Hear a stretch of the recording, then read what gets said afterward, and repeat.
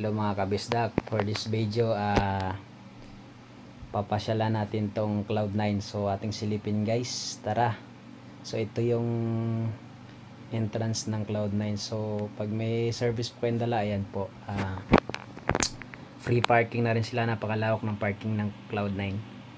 So siguradong mag-i-enjoy po kayo dito, lalo kung may mga kasama kayong mga bata. Ayun, tara guys. So ayan po yung entrance ng Cloud9. Yan, paakyat po yan. So yan, tapos na kami mag-parking. So ito dito, yung trial of life, dito po yung makita yung mga rebulto. Yan, Mama Mary. Tsaka yan, pwede kayo magdasal dyan bago kayong umakyat doon sa hanging bridge. So yan, yung rebulto ni Papa Jesus. So pwede kayo mag-pray dyan before kayo umakyat sa bridge. Yan, okay, akyat na tayo sa taas guys. Let's go. So yan, entrance ng papunta ng hanging bridge. Ayan, ang daming tao kasi ano yan, New Year. So yan, taas. So kung ikaw ay malulain, hawak ka lang sa gilid.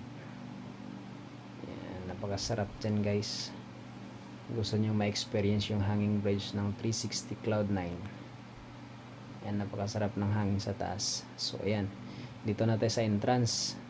So 100 guys yung entrance nila. So ayan, bagong lahat, papasok na tayo dito sa, pipila tayo dito sa museum. Ayan pa yung museum nila, yung mga antique na kagamitan nung panahon ng ating mga ninuno. So ayan guys, ayan, dami yan. Meron na rin yung mga gamit yan, yung mga itak na ginagamit doon sa digmaan. So ayan, yan yung mga ginagamit, yung armor yan. Yan sa babae, pang babae na armor. Yan, may sungay ng baka. Yan, mga antik yan na baso guys. Yan, may mga platito, itak. Yan.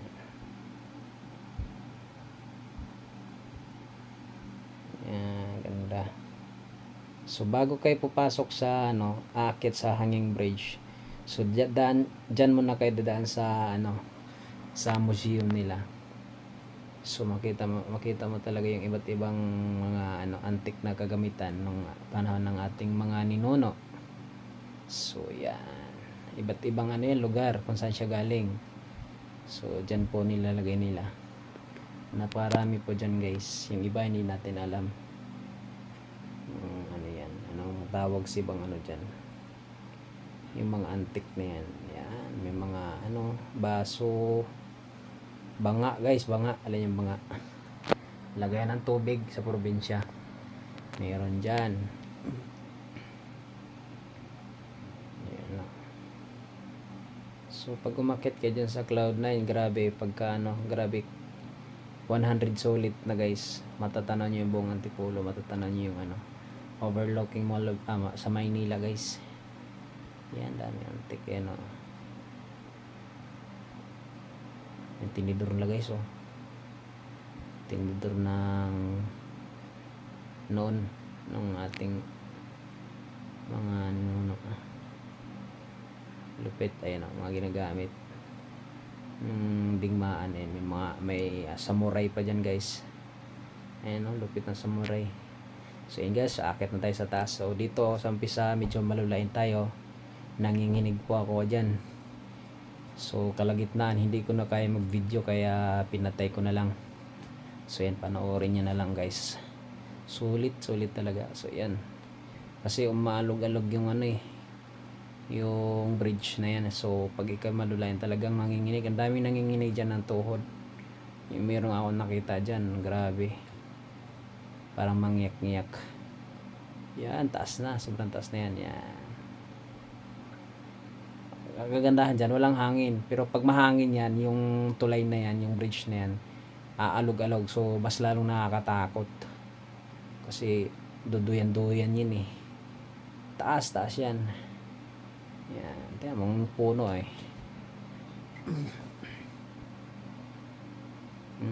halatang halata yung nasa unahan ko. Yan, dyan na nag-umpisa guys. Yan, kalagitnaan na yan. Hindi ko na kinaya mag-video dyan. May tatakpan ko na yan. Ayan, taas na. Ayan, nag-relax kunwari ako dyan. Ayan na. I-off ko na yung cellphone. So, ayan mga kabisdak. Nasa taas na tayo. Nasa pinakatuktok na tayo ng Cloud9. So, ayan, napakaganda talaga ng tanawin. Sobrang marirelax ka. Ayan. Rizal yan. San Mateo, Montalban, yung view na yan. No, sus, napa-extra pa si ate dun sa camera ko. So, yan, iikot natin camera guys. Yan, papuntang ano yan. Yan, yung view na yan, papuntang Laguna yan. Tanay Rizal yan. Yan, Tanay Rizal yan, papuntang Tanay. Ayan, yan po rin yung hanging bridge niya, mga kabisdak. Ayan, ikot lang natin. So, itong view na yon, yung view na yan, kuha na yan. Dito na sa kuhan, papunta na yan sa, ayan, Maynila yan, napakalawak talaga pala. Ayan, Maynila yan, yung view na yan, napakaganda ng tanawin, marirelax ka talaga. So, ayan, kapag pa-exit na kayo, pababa na kayo, entrance, ay pababa ka ng exit ng Cloud9, ayan, sa second floor yan. May mga magagandang painting guys. Ang gaganda. So yan, may screen lang, bawal guys hawakan. So wala po nakalagay na price yan, pero napakaalam na natin na napakamahal ang bawat isang painting na yan. So ayan o, grabe ang gaganda. Yan, marirelax ka dyan guys. Yan, ang dami dyan. Nasa second floor yan ng tower ng Cloud9. So, pag pupunta kayo dyan guys, paniguradong marirelax talaga kayo at mag-i-enjoy kayo. Yan yung libro ni Dr. Jose Rizal. Yan, dyan nakalagay. So, sulit guys, pag pupunta ka ng Sandy dyan, malawak na pa. Lawak talaga ng parking nila. Yan. Sa mga gustong from Maynila, pwede naman kayo mag-commute, madali lang ang biyahe, hindi naman gaano ang traffic papuntang Antipolo, bakit Antipolo City, ay City Rizal. Yun lang guys. So ayan, bumaba kami dyan sa yan sa baba na yan, dyan sa may baba ng Tori ng Cloud9. So ayan, kinarga ko yung tsuka ko dyan. Yeah, grabe, gusto niyo yung pagpababa kasi ang daming nanonood sa amin tao dyan sa gilid. Mayroon dyang naglalakad ng nakasunod sa amin. Karga-karga ko siya, yan. Gusto ko yun, daming tao sa gilid. Tao ko na tao dyan, binuhat ko siya. So, enjoy kami dalawa ng jowa ko sa pamasyal sa Cloud9. So, kayo kung magjowa, mag-enjoy din po kayo. Okay guys.